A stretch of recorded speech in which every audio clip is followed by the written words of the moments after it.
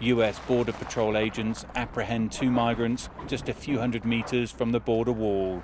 Another agent searches the hillside for 2 more.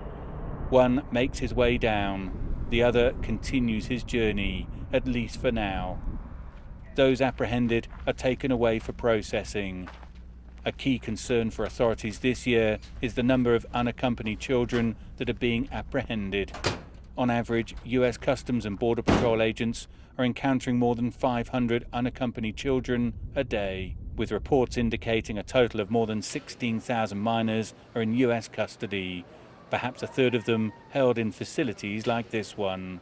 Video released this week by the Biden administration show children in cramped conditions.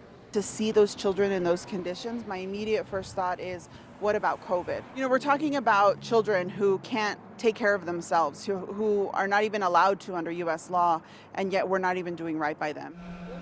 U.S. authorities say border crossings are on pace to reach their highest level in 2 decades. Officially, the border has been closed for a year in an effort to prevent spread of COVID-19 in border holding facilities. Other than unaccompanied children, most migrants are deported back to Mexico. Many people are being expelled, practically everyone, including families with small children. And it's been an incredibly stressful time here in Ciudad Juarez because resources are being used at the maximum. We have limited shelter space, limited support, and the reality is that these families end up kind of being pushed to the margins and are very vulnerable for violence and for any kind of abuse. Ruben Garcia is the director of Annunciation House, a vast shelter in El Paso. He accommodates families and other migrants who have been allowed to stay in the U.S.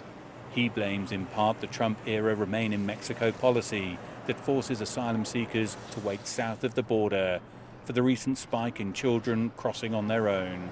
We have seen many families, Central American families, that are stranded on the Mexican side of the border who see no hope of being allowed to enter the U.S., and so they're sending their children by themselves across the border.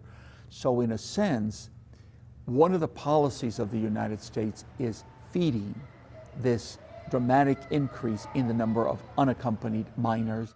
The wall has been strengthened and fortified throughout El Paso, but this spot, around 13 kilometers outside of the city, remains a key crossing point. It means as the numbers build up on the Juarez side of the border, the pressure on border agents here increases. Longer term, some of the local leaders in El Paso say more needs to be done to address the underlying issues driving migration. When you speak to the vast majority of unaccompanied minors, they're fleeing because of the extreme gang violence that exists in these countries. So nearly all of them have at some point been threatened or forced to join a gang, or have had family members who have been killed by the gangs because they've refused to join. Many of these children have endured horrific and traumatic experiences in their past, while their future remains uncertain.